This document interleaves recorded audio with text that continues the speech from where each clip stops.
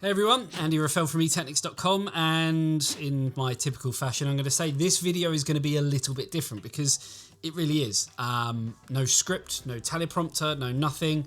What this is Ask eTeknix. We've done something similar in the past, and what we decided to do was, instead of utilising our Discord by answering questions and things like that, I thought it would be easier to make a video out of it, you know, free content in the grand scheme of things. So a few caveats first. If you want to, I guess, submit questions in the future to Ask eTeknix, the best way to do it is on our Discord. We have a dedicated channel for it called Ask eTeknix. Link is down below, so definitely go and check that out. If you want to, if you don't fancy Discord, there's always, submitting onto our community tab. We will put something up. Or actually, what we'll do is just comment below in this video. We can then move them comments into consequent videos. Yeah, we've got. I'm gonna admit this video is probably going to be long because I'm more than likely going to ramble on quite a lot. But you guys apparently care what I think about certain things, so I guess we need to jump straight into it. And the first question is from Night Fusion on Discord. What do you think about NVIDIA 40 series with the supposedly high power requirements? Do you think NVIDIA, and to an extent AMD, have to at some point stop pushing the envelope and go back to efficiency? I probably read that terribly, but yeah, basically with the 40 series, we've all heard the rumors about supposedly high power requirements. Do I think NVIDIA and AMD have to at some point stop pushing the envelope and basically look at efficiency? I think it's like a bit of a weird one to answer because with AMD and NVIDIA, they both end up making a product more efficient over time. They learn about the process, and I'm talking, whether it be 7 nanometer or, 14 plus in Intel's case. But all these brands learn about the way that they can make something more efficient. The problem is they turn around to, the big wigs, the people the shareholders and things like that, and they say, right, we've made a product, it is more efficient. Congratulations. What have you done in terms of performance? Well, we've done nothing yet. Okay, well, we need more performance. So okay, now that we have, a more efficient core, or we're on a different process node, so therefore we can shrink things down. We have more space to add in more things, whether that be the ability to control faster memory, whether that be the ability to have more performance, more ray accelerators or RT cores and things like that. So they add more stuff into it, therefore making it more powerful and then less efficient again. It's kind of a 1 step forward, 2 step back kind of scenario is probably the best way I can really look at it. And I mean, with these rumors, and we have to say that they are rumors, of 40 series predicting that they're going to use stupid amounts of power, they're not wrong, but they're never 100% accurate. You have to remember, with a GPU, it's never going to be at 100% full performance all the time, unless you're running something like Firmark, which is going to really sort of bake your GPU in that sense. It's just not going to happen. When you're playing a game, you're going to get peaks, you're going to get troughs, it's going to go up, it's going to go down. So you're never at that full load of kind of, capacity of what the actual product can offer 100% of the time, all the time. So I think that's one of the main things that needs to be addressed. So when it says, total board power is, 500, 600, 700 watts or something like that, which I still think is maybe irking on the side of a bit too far, and I don't think that's realistic in the grand scheme of things. But I do believe that there's going to be something where it's going to be more efficient, it's going to have more power, and it's trying to find that common middle ground. So I take the rumors as they are, rumors with a pinch of salt, but I do think that things are going to change in terms of they are going to require more power compared to the previous generation.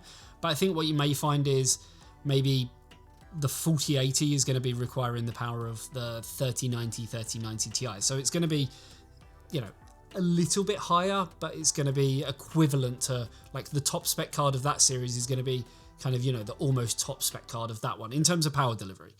AMD, they seem to have, done really, really well in terms of power efficiency and things like that over the last generation that they've had. So I'd expect them to perform better again, especially when compared to NVIDIA. So I think it's going to be interesting. I think, we have to wait. We have to get a little bit closer to the time and sort of see what's going to happen, how each brand is going to deal with trying to appease the public in terms of performance, because that's what we want to see. We want to see NVIDIA have the best performance in comparison to AMD, and AMD have the best comparative performance compared to NVIDIA. But on the same hand, they do have to think about, we can't just have balls to the walls kind of performance and then let performance sort of dictate things when it comes to power delivery.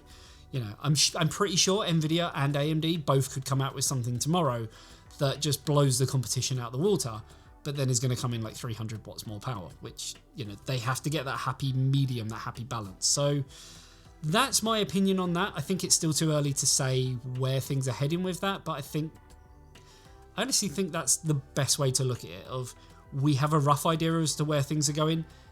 We can see a general trend of what's happened in previous generations, and you'd like to think that's going to continue. It's not suddenly going to change and NVIDIA is going to come out and be the most power efficient brand in the world, but you'd like to think that, yes, efficiency and performance kind of go hand in hand, and that's going to change, and that's going to sort of dictate as to what happens in the next generation. So next question is from Slim Gaming on YouTube. I'd like to know more on how your workflow is when creating content. Like, for instance, do you only keep current projects or do you archive all your content? And what sort of backup procedures do you follow to make sure you're keeping your data safe? So I've actually asked this on Twitter before about other content creators and kind of what they do for their backup. And some of them said, I've got a NAS, I've got a server, I've got, cold storage in terms of a hard drive that sits in a drawer, and you just kind of add more hard drives to that. Probably never going to need that footage again, but it's always nice to have. And then you get other people who just, don't save anything. So for us, we save everything, absolutely everything in terms of projects. So this one here, we're shooting on a 12K camera. I'm looking at a screen behind the camera and it says on a 1 terabyte drive, which, we've been recording for a few minutes now, I've got 49 minutes worth of footage left. This video is probably going to be somewhere around the realms of 30 minutes long. I'm hoping, maybe less, but that's going to easily be sort of 500-600 gigabytes in size. Then if we want to add any B-roll in, that's going to add more into it. Then we have the final export, which is going to come out probably about 4 or 5 gigabytes. So collectively, a project like this, which generally is pretty simple, is going to be anywhere in the realms of about 700, 800 gigabytes. If we're doing something more extreme, motherboards, cases, builds, they are the nightmare because there is so much footage to them. Easily on a 12K camera, you're talking like 1 terabyte, maybe even more. It's a tricky one. So we have essentially two NASs, whatever you want to call them, NAS. We have a QNAP 4 bay. I think it's got like 10 terabyte drives in it. That's in RAID 5. So we do have essentially 3 working disks, and we can afford to lose one and then put in another one, and it will rebuild the array and we don't lose any data. What I've started to do, because where we moved up from a 6K camera, which is just off camera over there, up to the 12K, file sizes are larger, and we're realizing that, 30 terabytes isn't enough anymore. So I built a pretty shoddy kind of server. It's basically just a motherboard on top of a box with 4 14 terabyte drives in it. And that is essentially it. And that's enough space that I can move everything off of the QNAP onto there. And that's running TrueNAS. Kind of my first foray into that kind of realm, because essentially it is, it's not Windows based. So it was a bit of a learning curve for me, but it's actually quite simple with the sort of GUI or GUI, whatever you want to call it. It's really nice and easy to set up and stuff like that. But we have plans. So we are actually in the process of doing a project with Seagate, and we're reaching out to some other brands to basically do a makeshift PC DIY server. And I'm thinking, Fractal or something along them lines with their cases that can take loads of drives is going to be the perfect bet for it. What we've actually got is 8 20 terabyte drives from Seagate. These are their Iron Wolf Pros. Who knows, maybe we'll overlay some B-roll or something, just so you guys can get a general idea. And then we're going to stick that into TrueNAS, formerly FreeNAS. And what we'll end up doing there is essentially the same, like RAID 5. They call it ZFS RAID, so it'll be ZFS RAID 1. We might even do ZFS RAID 2, which is kind of the equivalent to RAID 6. So we get 2 disks that we can lose. And then we can, obviously, if 2 drives go down, we can just put 2 more drives in. And the array is saved and our data is saved. Beyond that, that's not a backup. A backup really is having cold storage. So what we will do is take the 14 terabyte drives, which we have, and we do have more of them, and we will also back up onto them and keep them in cold storage in a separate location as well, because We don't want it all here. We don't want kind of everything, if there's a fire here, we will essentially lose everything. In terms of the projects, we use DaVinci Resolve. So with that, everything is backed up into a database file. I think I use PostgreSQL. Very similar to our website would use MySQL and stuff like that. I don't want to go too much into the technical nitty-gritty of it, but essentially it's a database, and what we are planning to do as well is to build another server, and eventually we will end up rack mounting these, actually turning it into something more professional and less makeshift. But what we'll have there is another server which will be an editing server, so potentially putting in Quadro cards, something that's very high core count, lots of super fast NVMe storage, and anyone in the office, because we have multiple editors, they can actually edit straight off of that, render off of that. And what we'll be able to do is set up scheduling tasks where we'll have a folder that's like finished projects or uploaded projects, whatever you want to call it. And then once it's in there, after 24 hours, probably at night, we'll have it automatically take anything from that folder and stick it on the Vault, which is the hard drive server, and then it will just delete it off of that server. So trying to make it all automated to try and make our lives so much easier, because yeah, time is money in this industry, in anything to do with production. So if we can try and save time by automating tasks, it makes our life a lot easier. I'm pretty sure we're going to get more questions about our workflow, especially the fact that I've mentioned we have a 12K camera and some of the way that we do things in terms of lighting, microphone and stuff like that. So if you've got any questions about that, stick that down below or head on over to Discord. Link is down below. So next question, Discord, JZ or JZ, depending on where you're from. With the last AMD CPU release for AM4 and the imminent release of AMD's new AM5 using an LGA socket design compatible with DDR5 memory only, is it worth building a new system using an AM4 based board processor, or would it be better to wait? I hate this question. The reason I hate this question is it's such a tricky one to answer, because you could always wait. There's always something around the corner. Even though AM5's not here, you could argue like a week after AM5 launches, oh, should I buy it now? Or, is Intel's next thing around the corner? And then Intel coming in, oh, should I wait for AMD? So there's always that like leapfrog effect of, should you wait? Should you buy stuff now? Who's better? There's always competition out there. The next thing is around the corner sooner than you it's kind of faster and sooner than you expect it to be, purely because technology as a whole, and not just the PC DIY enthusiast space, but anything to do with technology is a very fast-paced world. I used to work in mobile phones back in the day.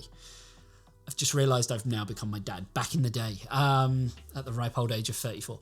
But I used to work in mobile phones back in the day, and they were very fast moving. We used to get information on products before we'd even had delivery of the kind of first generation product. And you're sitting there going, so I haven't even had this yet, and you're already talking about this. And that's just the nature of the beast, I guess, at the end of the day. Now, when it comes to the type of person who would buy the latest and greatest, there are those types of people. There's people where money is no object, and they will look at the fact of, I just want it because it is the latest, it is the greatest, I have the money to do it. Or you get the people who save up and they still want the latest and greatest, but they beg, borrow and still to get there. You then also get the type of people, I guess there's two types of other people, which is ones who will save up their money and buy all the stuff together, and then you get the ones who kind of save up a little bit, buy a motherboard, and then a month later they might buy the processor, and then a month later buy the memory. I stand by that's the wrong way to do things, because by the time you end up being able to afford the next part, that part might already now be end of line or out of date in the grand scheme of things, depending on how long it takes you to save up. So if we're talking weeks, that's a different story, but if we're talking like motherboard in April, then maybe you buy the processor in like June time, and then the memory in July. I think that's the wrong way to do it. You're trying to stay ahead of the curve that you frankly can't afford to stay ahead of. Hopefully that makes sense. So different types of people, and I'll say this, that with all of those types of people, there's one question, and I always ask this to anyone who asks me on Discord about upgradability and stuff like that, and what they should upgrade to and things like that. What is your current stuff not doing in terms of your processor, your graphics card, your computer as a whole? What is your current stuff not doing that you think the new stuff will do? And that can be said about the whole argument of AM4, AM5, or Intel and their next kind of generation stuff, NVIDIA's next generation GPU. Should you wait? Should you stay? So it applies to a whole realm of kind of tons of stuff. Now, in the grand scheme of things, no one needs a computer for gaming. I understand that people are going to need computers for work-related things and stuff like that. Potentially there's an argument there, but for gaming, it's a hobby. You don't need it, you want it. Maybe you could argue for your mental health and sanity in that, definitely. I'll give you that. It's something that, I think a lot of people, especially during the last couple of years, have found has helped them. So I don't want to take away from that whatsoever. But you don't need a computer for the average gamer. You want a computer, so it's really down to what you can afford. In the grand scheme of things, an AM5 platform with its new socket, with its new process node, with its new support for DDR5 memory, in the grand scheme of things, just compared to Alder Lake, isn't going to offer huge amounts of things in comparison to, let's say, the current generation, or what would be at that time, previous generation. DDR5, I mean, that's a bit of a weird one, because when you're talking base standard 4800 megahertz DDR5, we've already shown in a lot of content of ours. Compared to high-spec DDR4 with tighter timings that's had time to mature, there's no real benefit. Until you go up to like 6000 megahertz and above, generally speaking, sort of 6200 megahertz, that's when you start seeing, the sheer unadulterated bandwidth of DDR5, and you can see a big difference when it comes to gaming in terms of frames per second. But then that money could be spent elsewhere on, like, say, a better GPU or something like that. So there's arguments for kind of every side of the, not even a triangle, it's like every side of the octagon. So I think it's very easy for anyone to argue, to have an argument and to word it and make it in such a way that it kind of favors your argument. So should you wait? Should you stay? Should you go? All that kind of stuff. It really comes down to the individual person as to what you're trying to achieve, what you think either your current spec or the spec you were looking at won't be able to do that the new stuff will be able to do. If it was me, I am a person who likes to stay ahead of stuff. I'm in a lucky position where I get to essentially stay ahead of stuff, and probably not as kind of likely to enjoy it as much as the average consumer, because it's more work for me and less play.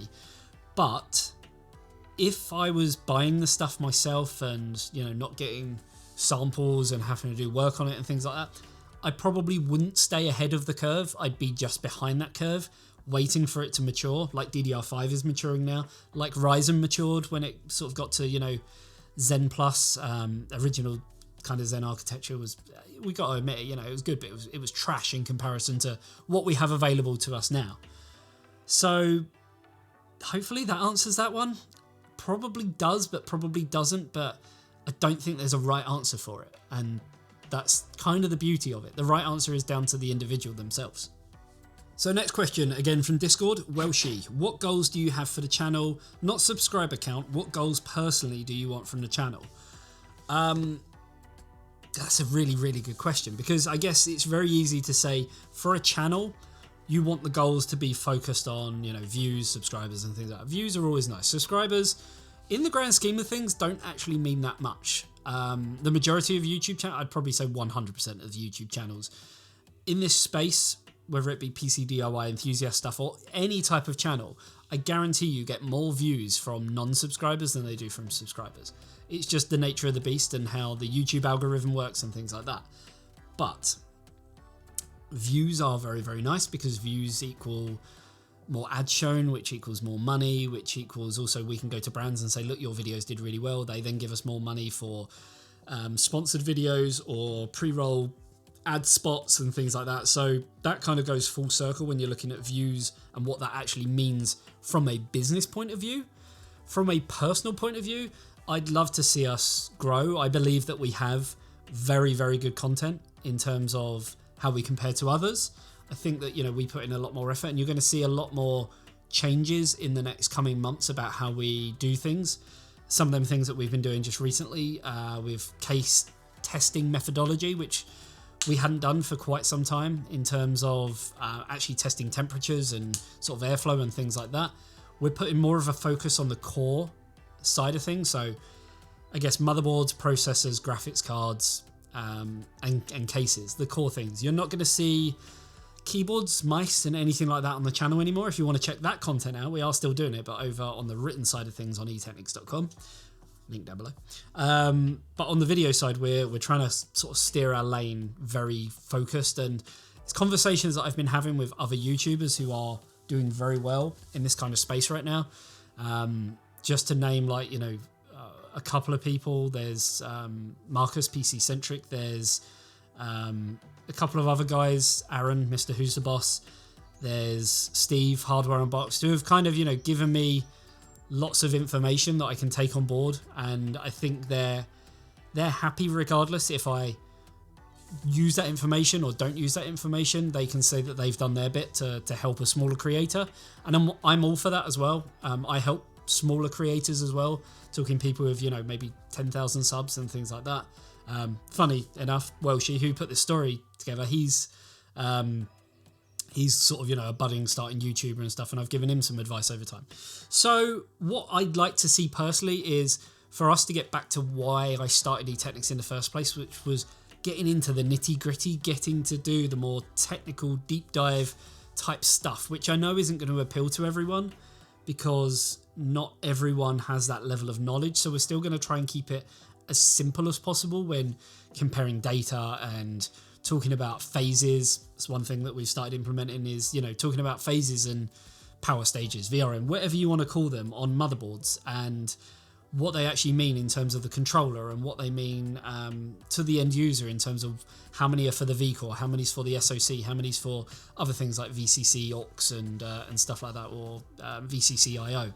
So we're getting more into that kind of technical nitty gritty stuff, which is more of a passion for me, which I think comes across much, much better on film as well. So I think that makes more sense. And trying to focus more on just a few product areas instead of lots. I think it's very easy for a tech website like ourselves at eTeknix.com to just go, oh, we can just take that information in written form and put it in video. It doesn't work like that because of the algorithm and stuff like that.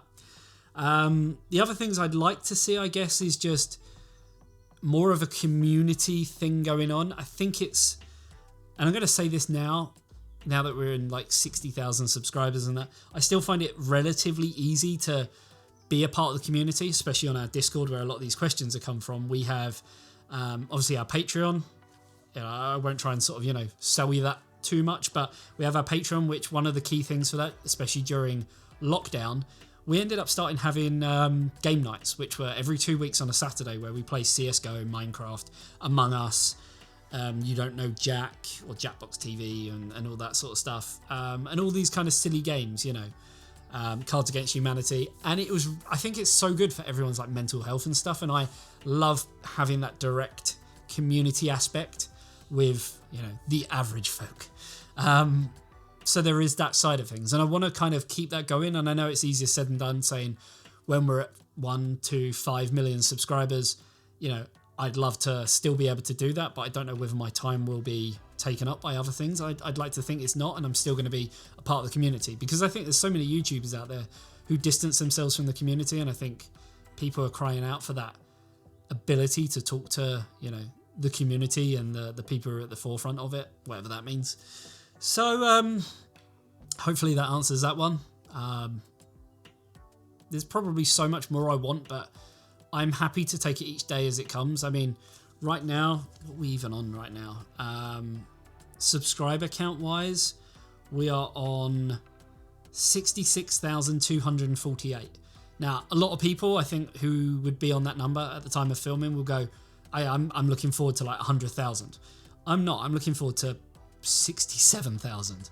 I'd rather have like lots of little wins at like each 1,000 increment than go, oh, I'm at 1,000 yet. No, I'm not at 100,000 yet. Oh, what about? No, I'm still not there. And I think that would then negatively weigh you down. Whereas this, you'd be able to just, yes, I'm at 67,000. And then like next week, yes, I'm at 68,000. You get like more wins and more positivity, and compared to sort of the negativity side of things. So I think that's what's important to me. I'd rather take it slow. I'm in it for the long game.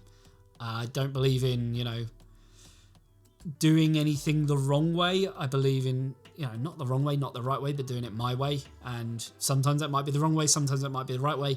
But at least then I can say I'm honest and truthful to myself in how we've done things. And, you know, it's not just all me. It's not just the Andy show. There is so much more behind the scenes that you guys don't even see in terms of the team and what they do for testing and stuff like that, editing and things. So there's a lot that goes on behind the scenes, and maybe we'll show some more of that in future videos. Who knows? Who knows? So next one is from YouTube, from YME Mag. What do you believe to be the cause of the slowdown for chip manufacturers? Maybe by percentage, i.e. new tech pushed old tech 4nm versus 7nm using completely different equipment. COVID, demand, environmental, stormfire, etc. I honestly think there's no one answer for this. COVID was a huge factor. Another factor was, I guess, a knock-on from that, shipping costs. With lockdown happening and factories having to kind of play catch-up, which they're still doing now, and we're talking like a year on, they're still doing now, but because of that, shipping costs are still through the roof, so things are being delayed from there. General shortages of raw materials is such a big one that no one really talks about. Like, I remember speaking to a brand who make GPUs. I won't mention who it is, but they make graphics cards. And I said, what's the stock situation like right now? They sent me a picture of graphics cards literally stacked up to the rafters, one on top of each other. They were protected and stuff, but one on top of the other. And I was like, why? I think they were like 3080s. I was like, why are they all just sitting there? They were, we have no boxes to put them in. All we can get hold of right now is like your generic brown cardboard box. I was like, so, why not use that? And they were, because that's not our brand. Now, I get it. Some brands, you open up the nice packaging and inside is just a brown box. Sapphire are one of the brands who do that. Other brands, they don't want that, Asus, for instance, they have that nice kind of textured and it's black and it looks nice and stuff like that. And they don't want to take away from that kind of premium aspect, because otherwise they can't charge the same price for the product, because it's no longer premium when it comes in a normal kind of brown box. So that's one aspect of it. Aluminium, metals, all these things, even making chips, whether it be GPU cores or CPU cores, there has been a slowdown on that as well. And it's not just in this segment either. It's not just in enthusiast or DIY PCs or tech in general and that. There's other things like, just taking away from that, monitors, generally speaking now, have multiple chips. One to drive the display, one to drive the power board and things like that. One, if it's got like technology like G-Sync, there'd be a physical chip in there, unlike FreeSync. There will be other chips, and sometimes you're talking like upwards of 3, sometimes even more processors of some type inside a monitor. So monitor manufacturers want in on the action, GPUs in on the action, CPUs in on the action, and then you've got cars. For anyone who doesn't know, I've got an electric car. And the electric car that I have, I could sell right now with like 11,000 miles on the clock, I think it is, for around £6,000 more than what I paid for it brand new. Like, you could go out and buy one now, like £50,000, I think it is. I can sell mine for like 56. Just because of, if you want to buy it brand new right now, you're not going to get it until February next year, because there is just shortages. And that same manufacturer were even delivering cars to people without the, so my phone actually sits on like a wireless pad. They were delivering it without the wireless connectivity plugged in and without the USB Type-C ports in the kind of center column. And you then had to go into their service center and have that retrofitted after, because they wanted to get the cars out to people as quickly as possible to not disappoint them, but didn't have all the stuff because there was shortages of, you got to think, with USB, there's going to be little chips in the end of the wire and stuff like that, like Apple, for instance, they have their little MFI chips. So all these things paint a massive picture and they all kind of add up together. I don't think it's one thing, it's a collective of lots of different things. And that's kind of where things are. Obviously, brands are still striving to get down to lower process nodes and things like that. But to do that takes a lot of research and development, or R&D, and they have to look into, the way they're doing things. And they've got, one side of, say, TSMC, one side of their factory focusing on 7nm. Now AMD are like, right, we need to open a little bit for 6nm. So they basically buy time and space from TSMC to make these things on 6nm, then slowly kind of ramp down 7nm, or use it for something else that's already coexisting that's using 7nm process nodes, and then kind of switch that over to 6nm as well and start ramping up production of that as demand grows higher for it. During lockdown, that wasn't able to happen because, people were sick, people were dying. It was, crazy times. So, like I say, not one thing. It's a multitude of different things that have been interesting, should we say, in terms of, pricing, availability, and general just innovation and stuff like that as well. I don't think things have moved as fast as what maybe some of the big boys, Intel, AMD, and NVIDIA, would have liked to have kind of been at this point. But who knows? I'm not an analyst. I'm not in that kind of, section of the market, but that's just my kind of 2 cents on it. So next question is on Discord, GadgetJoe88. Hey Joe. When it comes to EV technology, do you think the UK is ready to go full electric yet? What are your thoughts on Tesla allowing the superchargers to be multi-platform now too? So 2 sides to this question. Do I think the UK is ready to go full electric? I really don't. I think the UK needs to, from a government side, needs to have subsidies for solar and wind and regenerative technology. I'm looking at getting solar myself because I have an electric car. The building I'm in right now has like 50 solar panels on the roof, something like that. I'd hate to think if they didn't have the solar how much my electricity costs would be with a light, cameras, computers, it all adds up. So I'm looking at solar panels myself, and I think, with the way that the energy cap is going and the fact that prices are going to rise again in October, I think, people need to seriously start looking at regenerative energy through the form of, and the easiest one is solar. The infrastructure is just not there yet. I bought a Tesla purely because multitude of reasons. Firstly, it's fast as hell. Secondly, it's a Tesla. It has that kind of premium vibe to it. I know some people are going to argue, but panel gaps and this, that, and the other, and the build quality. Mine's fine, so whatever. I bought it. One of the reasons was the supercharging network, which Tesla have, which every time I pull into a supercharger from Tesla, I plug in, I get back in the car, or I go off to the services to grab a coffee or use the restrooms or whatever, come back and, I've got 150 miles, for the sake of like 5 minutes of walking off or whatever. Or I can sit there and, watch something on the big screen, Netflix or whatever. Tesla is just easy. Every time I've gone to use a different brand, whether it be, GridServe or one of the other brands, PodPoint and that, I've always had problems. It's never been as easy as just plug in and charge. So that's one of the reasons why I bought that. Now Tesla have, and a lot of you have probably seen this, have started opening up their charging network to people, and I'm okay with it. So many Tesla owners, because I belong to some of the groups on Facebook and whatnot, are like, I can't believe this is happening. The reason I bought a Tesla is this, that, and the other. I funded this, yada, yada, yada. I'm sorry, but no. Like, they're opening it up to other people, but while I'm pulling up at a charger and paying 45p a kilowatt, they're going to pay the 45p plus another, I think it's like 20p or something like that. So it actually makes it less of an argument to go electric and to stay petrol diesel. But obviously so much of that comes down to the price of electricity at the moment, wholesale price, that prices have gone up anyway. 6 months ago, I was only paying like 20 something pence instead of the 40 pence that I'm paying now. So I'm okay with it, to be fair. The only thing I'm not okay with is the fact of when you're in a Tesla and you go into a supercharger, you back it in and the cable is on the correct side of the car to plug it in. Whereas some cars, it's at the front and it's on the wrong side, so they're actually going to be taking up 2 bays. So I think Tesla need to address that to a certain degree. So next one is up from on YouTube, Ahmet. I'm not even going to attempt to pronounce the rest of it. Yeah, I think AMD SAM is a little bit underappreciated. It's great tech and has huge potential. What do you think about it? I personally get nice FPS increase in games. Thanks. Completely agree. I think smart access memory is an amazing piece of technology, very much like resizable bar is. Kind of takes away that limitation between the GPU talking to the rest of the system, which is essentially kind of what it all is. I don't want to sort of bog down too much into, how it works and stuff like that, but that is essentially kind of, how it works.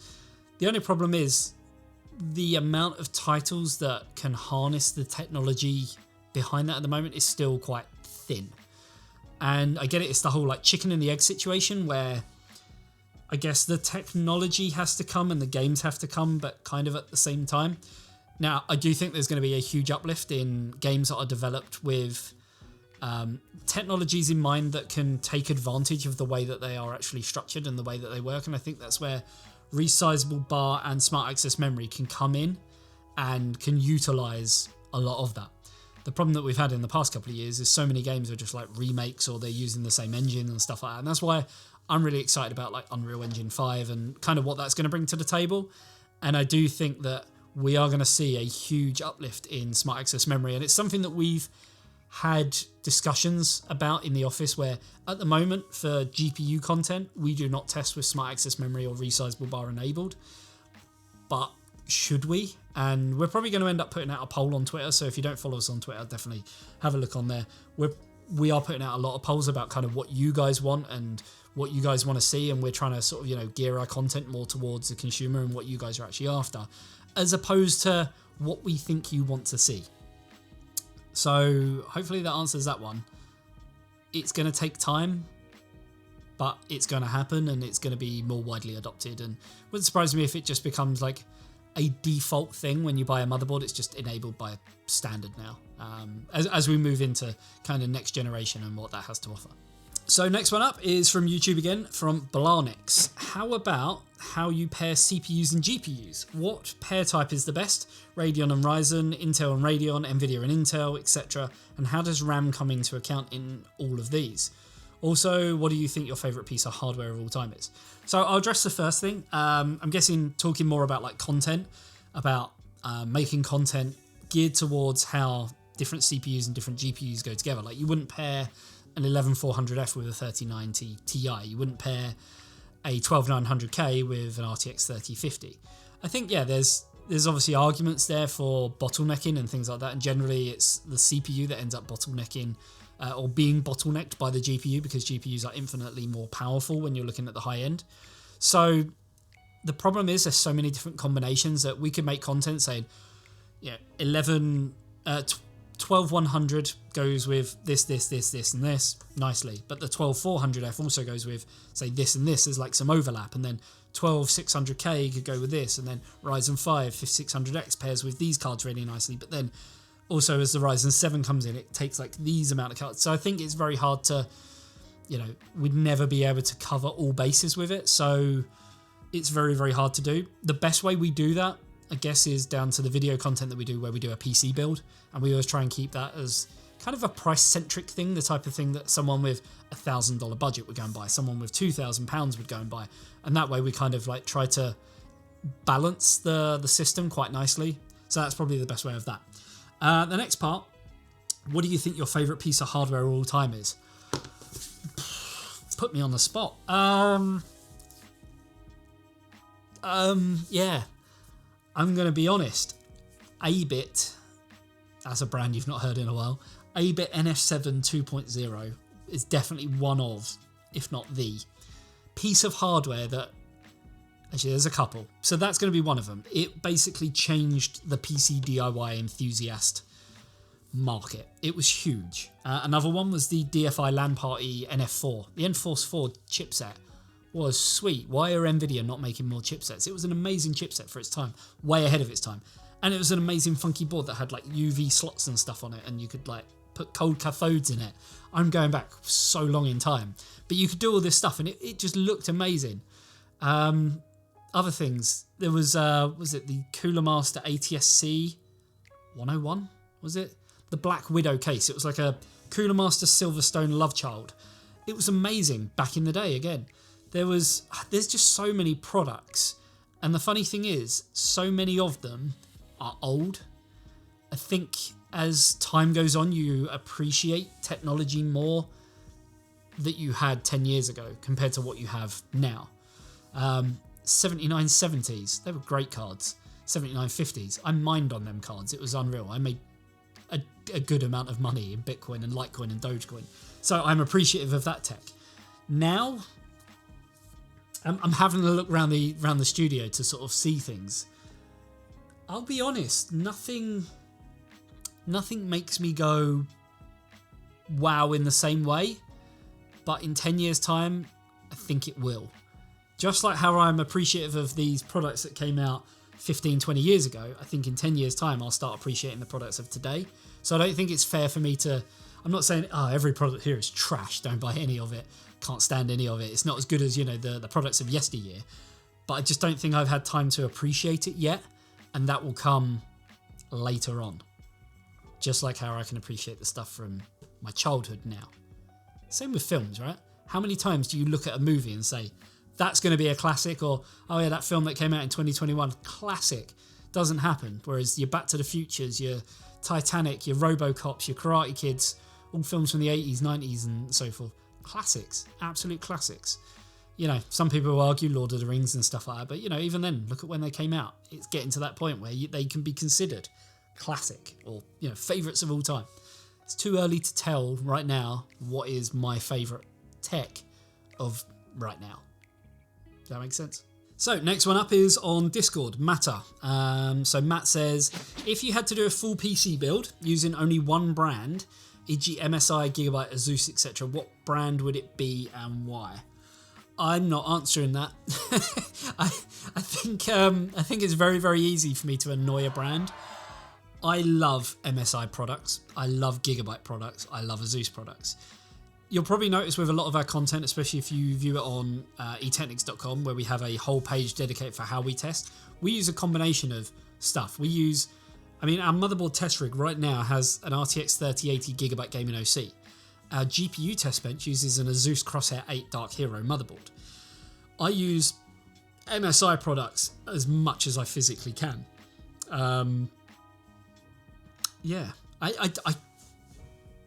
I don't think I can answer it, not because I don't want to, but because I can't, because Asus, I love Asus BIOS. Asus BIOS is amazing on their motherboards. Gaming OC cards, I love because they offer that amazing value for money perspective in terms of what you actually get. Tried and tested cooler, works every single time, has done for many, many years. Supreme X, I just love in terms of the style and design and things like that. They all have their strong points. They all have their bad points. Asus, amazing BIOS, bit on the expensive side. MSI Supreme X looks amazing, bit on the expensive side. Gigabyte Gaming OC doesn't exactly have like the flair that other cards, in that same kind of price category kind of have. So anything can be argued one of a million different ways. So I'm going to leave that one at that because I don't think or feel that I can answer it any better way, because if I was to build a system right now, my system at home has an MSI Supreme X and it has an MSI Godlike motherboard, purely because I needed to build something for a video and I ended up using it for myself, and it was a banging pimping rig. If at the time I had an Asus card on hand and an Asus motherboard, I would have used that. Same with Gigabyte. So that's the fairest way I think I can address it. So another one from Discord, PNX Tech. If you could influence one brand to make a limited edition piece of hardware, who would they be and what hardware?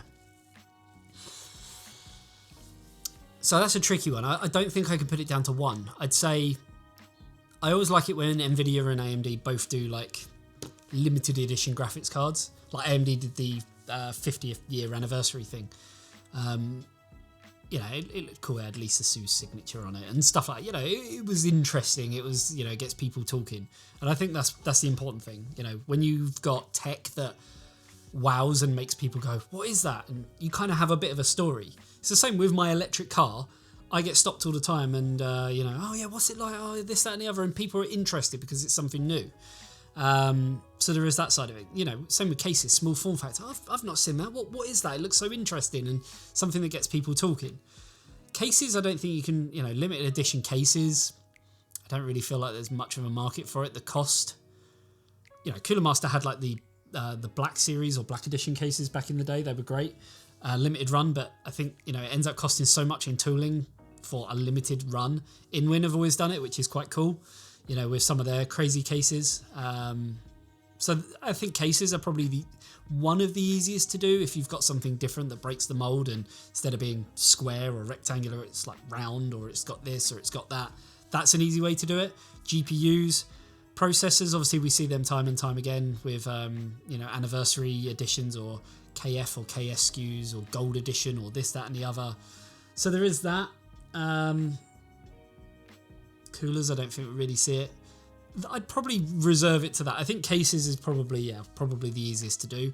I'd like to see something big, ostentatious, and just crazy, breaks the mold and stuff.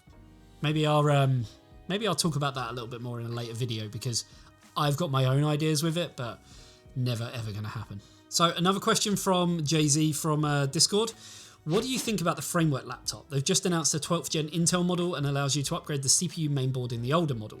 Do you think we'll see more of these kinds of moddable, buildable laptops going forward? Very, very interesting kind of discussion, because There's multiple reasons why I like the framework laptop. One of them is wastage. I'm not like a proper eco-green tree hugger or anything like that, but I see the point of it, that it, reduce on wastage, and should in theory be a more cost-effective solution for a lot of people, where you can buy something and then sort of upgrade it. I think for like kids and things like that, it's a great way to learn about technology and to sort of give them something basic, and for Christmas and then their birthday, they get a few modules upgraded, something faster. It's like a new phone, wow, that sort of thing. And phones, I think, was where we first saw this kind of technology. Now it's moving on to laptops. I think it's great. I think more needs to be known about it in terms of, it's still relatively new in the grand scheme of things, and I think a lot of people aren't aware of what framework is and what it actually offers as a benefit to consumers and things like that.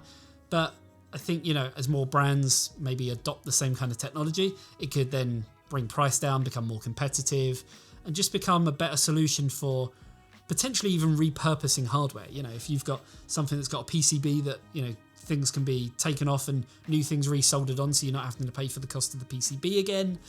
There's cost savings there, and yeah, I think it could be a really, really cool thing. And I think educational wise, I think that's a really key kind of component as well. I think people, especially kids, children of the future and all that, it's a great way for them to learn about technology. So yeah, that's my thinkings on that. Next one up is Michael Shepherd, To The Wire Mods. Go and check him out. Makes some amazing cables. On YouTube, what's the easiest thing to do? Bread and butter work and brings in the bacon. What's the hardest part? Do you enjoy them both? Easiest thing to do is, at the moment on YouTube, head-to-head content. So when we get a new graphics card come in, we've obviously got loads of cards that we compare to. We then test the new card. We then do like a review on that. Like we did 6950 XT, 6750 XT, 6650 XT. We've got videos on all three of them. But then what we'll do is take the results of the 6950 XT and the results of the similarly priced card, which I guess would be 3080 Ti maybe, about the same sort of price. And then we can go take all them results that we've already got, take them results that we've already got, take the B-roll that we've already filmed for both of them. I just script something out where it's like a good old-fashioned head-to-head, and we basically make that content. It's easy because we're regurgitating results that we already essentially have. Sometimes we add more results in and things like that, but it's a lot easier than testing a whole card over and over and over again in a whole suite of tests. So that's the easy part. Hardest part probably comes down to custom loop. I don't do it as much as I'd like to, because we could make 2-3 other videos in the same time that it takes me to do one video, in terms of planning, building, tube bending, making it all nice. And you got to remember, it's not just a matter of getting all the stuff on the desk and building it. You have to build it in such a way that it's like showing it to the camera, which, when you're trying to do a build and cable management and stuff, all I want to do is stand right there with my back to the camera doing it, but I have to do it in such a way where I'm kind of leaning around, and it's an absolute nightmare. I still enjoy them both. I probably enjoy the PC building part more, because otherwise it's just me sitting here reading a script, and it's not fun, but building a PC is a lot more fun. But it depends on kind of limitations of time frame and stuff like that. So next question is from Horty on Discord. How would look your dream PC case if you had the opportunity to design one? I thought about this earlier actually with the other question about sort of, limited edition products. For me, small form factor gets me excited. Super tower, huge ostentatious kind of things gets me excited. Mid towers, I get it, they're the most common in the market, but they all kind of look the same. A Corsair 4000D looks very similar to an NZXT H7 Flow. They're both rectangular, they both have holes in the front. Ta-da. InWin Super Tower 928, Corsair Obsidian 1000D, small form factor cases. These are the things that I love. The things that, again, you can tell a story. People go, what the hell is that little thing? Or what the hell is that great big, case? Ah, you've not seen it. Let me tell you about it. Blah, blah, blah, blah, blah. And you get into that sort of, dialogue. And again, going back to the whole community aspect side of things, that's what gets me excited. So I don't think I'd be good at designing my own case, but I think it would either have to be that or that, and would have to just be crazy in terms of, if it was big, cable routing. You see pro modders do it when they actually sort of, bill it out a channel for the cables, and then they make their own cables, and obviously where they bend, they have to be, one has to be this long, one has to be this, one has to be this to get the curves and everything. Making a case that has that channel made specifically for the cables, and you just plug it into the power, it would just look beautiful. but would cost a lot of money. So probably not the wisest of things to do. And that's why modders do it and do like one-offs. Yeah. And then the last question is from Connor on Discord. And I kind of feel like he said that he's put this in as a trolling comment because he knows my thoughts already. 5 games you want added to Xbox Game Pass. So I pay for Xbox Game Pass and I never play anything on it. Purely because when we're benchmarking, we used to run a few games on there, but Microsoft suck. You think Epic's bad? Microsoft Game Store is just as bad. If I could have everything in one place on Steam, that would be amazing. And I know people are like, Andy, there's GOG, you can do it all through there. Steam is amazing because I can have all of my games somewhere else, whether it be an external drive or on the network over 10 GBE, and I can just go locate and it will find all my games on that one library. Whereas Microsoft, yeah, you can't do that because it's all encrypted. Thanks for that.